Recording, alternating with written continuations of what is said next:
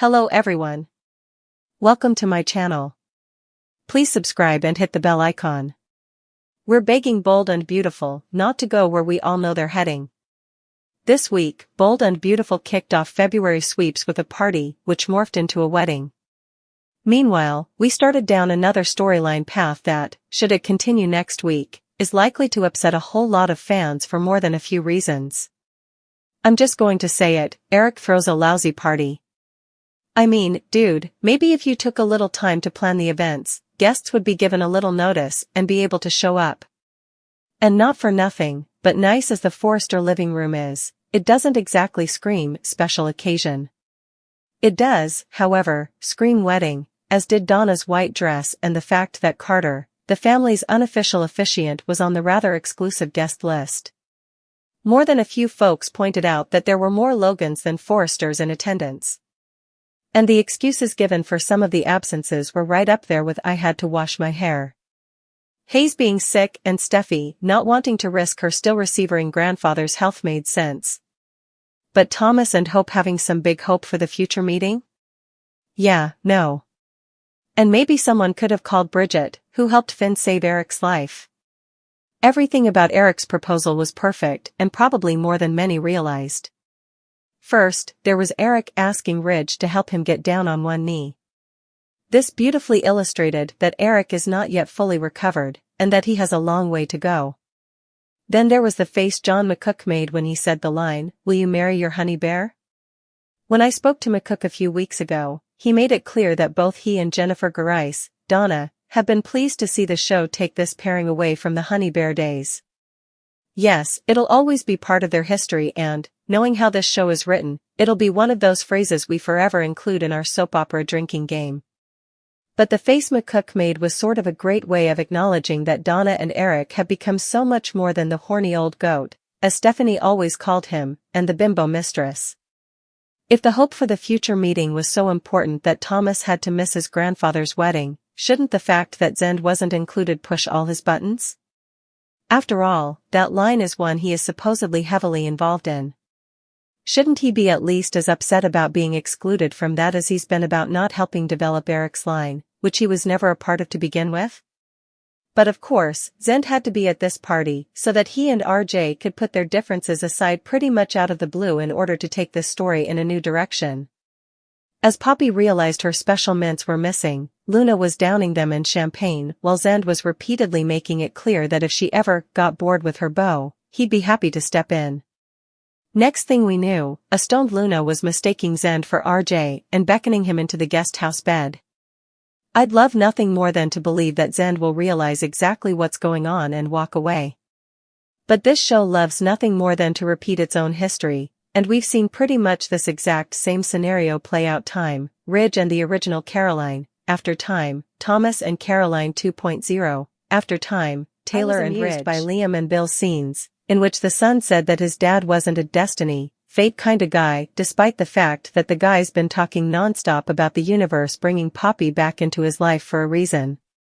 In fact, those were the very next words out of Liam's mouth, and soon after, Bill was talking to Poppy about cosmic forces bringing them back together. And then there was Liam saying he'd never seen his dad so enamored with a woman. Sorry, Katie. Apparently, the years Bill spent pining for you were nothing compared to him having had 2 or 3 dates with Poppy in recent weeks. Topping things off, Bill then claimed he had felt the same way about Liam's mom. So apparently, Bill, whom we've always been told was a love 'em and leave 'em guy, was actually falling head over heels with every woman he encountered, but never bothered to keep in touch with them. What next? Are they going to tell us he was also in love with Wyatt's mom, despite us knowing theirs was an intensely sexual relationship fueled largely by mutual loathing? This is such a blatant rewrite of Bill's history, it's almost as bad as General Hospital morphing Nina, a woman who once literally ripped a child from another woman's womb, into a relatively stable member of Port Charles society, who is now BFFs with that same woman. Unlike the writers, we know that Bill's entire history was that of a playboy who only felt love for the first time when he met sweet Katie Logan. Their entire story revolved around the fact that he tried to change his ways for her, but repeatedly failed. Now, suddenly, we're not only erasing that years-long history but pretending that Bill has essentially fallen in love with every woman with whom he had a one-night stand. Why were Poppy and Luna getting all dolled up in the design office at Forrester? Couldn't they have done that at home? Or, if they wanted to cut down on set usage, have Luna say that RJ had given her a key to the beach house. Speaking of sets, I feel bad for Poppy. She's dating one of the richest guys in town and yet they go nowhere but Il Giardino. I mean, yeah, the pizza gets great Yelp reviews, but the place also employs the woman who tried to kill Lee, Steffi, and Finn. Wouldn't a rich family like the Forresters have a fleet of cars to drive their champagne-swilling guests home? I actually got weepy when Eric told Ridge, "When my time comes, and it will, I'm not afraid. I don't want you to be afraid for me, understand? Make no mistake, I love this life. I want to live." And what a lovely moment when, following his speech, Eric kissed his son on the cheek. It was a damn near perfect moment. In the realm of television drama, few shows have captured the hearts and minds of audiences quite like Bold and Beautiful. For decades, viewers have been swept away by the glamorous lives, tangled romances, and unexpected twists that unfold within the hallowed halls of Forrester Creations. But now, as whispers of change swirl through the air, fans find themselves holding their breath, praying that their beloved show won't succumb to the same fate that has befallen so many others before it.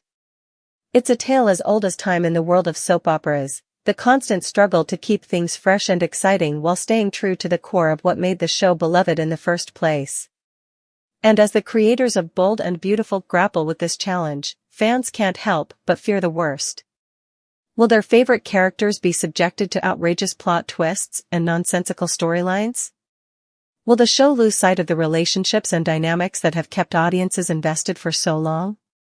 It's a daunting prospect, to say the least. But amidst the uncertainty, there is still hope. Hope that the writers and producers will heed the pleas of their devoted fans and chart a course that honors the legacy of Bold and Beautiful while paving the way for an exciting new chapter. After all, this is a show that has never been afraid to push the boundaries, to take risks, and to defy expectations. And if anyone can steer the ship away from the treacherous waters of cliché and predictability, it's the talented team behind this iconic series. Perhaps the key lies in returning to the show's roots, in rediscovering the magic that made it a sensation in the first place. At its core, Bold and Beautiful has always been a story about love, ambition, and family, and it's these timeless themes that resonate with viewers around the world. By refocusing on the intricate relationships between the Forresters, the Logans, and the Spencers, the show can recapture the emotional depth and complexity that have endeared it to so many. Of course, that's not to say that Bold and Beautiful should rest on its laurels and simply rehash past storylines. On the contrary, the show must continue to evolve and innovate if it hopes to remain relevant in an ever-changing television landscape. This means introducing new characters, exploring fresh conflicts, and tackling important social issues with sensitivity and nuance. It's a delicate balancing act, to be sure, but one that the creative minds behind Bold and Beautiful are more than capable of pulling off. In the end, it all comes down to trust between the creators and the fans, trust that the show will stay true to its essence while still taking bold risks and pushing the envelope.